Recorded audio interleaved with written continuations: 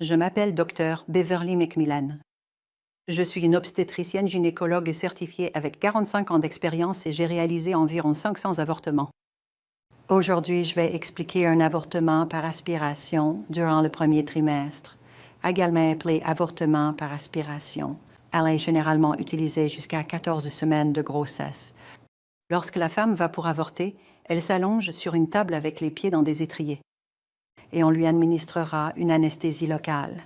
L'avorteur placera un spéculum comme celui-ci à l'intérieur du vagin et l'ouvrir, permettant au médecin d'avortement de voir le col de l'utérus, l'entrée de l'utérus. Le col de l'utérus est saisi avec un long instrument métallique pour le stabiliser. Une série de tiges métalliques appelées dilatateurs comme celle-ci, qui augmentent en épaisseur, sont insérées dans le col de l'utérus pour le dilater, donnant accès à l'intérieur de l'utérus où réside le fœtus. L'avorteur insère ensuite dans l'utérus un tube plastique creux avec un trou appelé canule et l'attache à une pompe aspirante. Si l'embryon est suffisamment petit, la canule peut être attachée à une seringue et la simple aspiration manuelle retirera l'embryon et le placenta de l'utérus. Sinon, la canule sera attachée à une machine à aspiration. La machine est allumée et l'avorteur fait lentement tourner la canule à l'intérieur de l'utérus. Le fœtus est rapidement déchiqueté en morceaux alors qu'il est aspiré à travers la canule et le tube jusqu'à une grande bouteille en verre suivie du placenta. Parfois, des embryons plus petits sont retirés intacts. Parfois, l'avorteur doit retirer la canule et extraire des parties du corps bloquées pour terminer l'avortement. Une fois que l'avorteur pense que tout a été retiré, elle utilisera parfois une longue curette en métal pour gratter la paroi de l'utérus et s'assurer qu'aucune partie n'est restée.